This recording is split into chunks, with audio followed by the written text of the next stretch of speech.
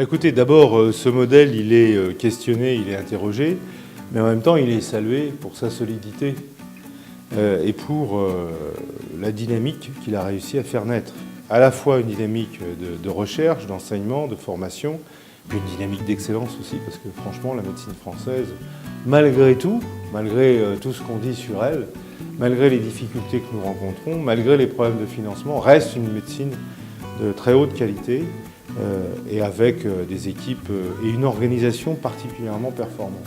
Je parle universitaire, mais je parle aussi recherche et je parle également lien avec les établissements qui font de la recherche comme l'INSERM, l'INRA, et je parle également formation et enseignement des médecins.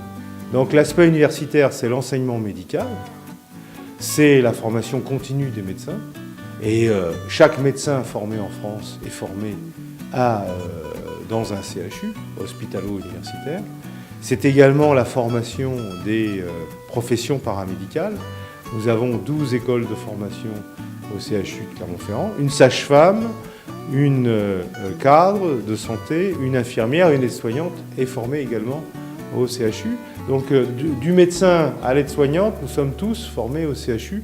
Et j'ai envie de dire que c'est une fantastique école de formation pratique et à la fois, je dirais, théorique pour l'ensemble de l'édifice français hospitalier.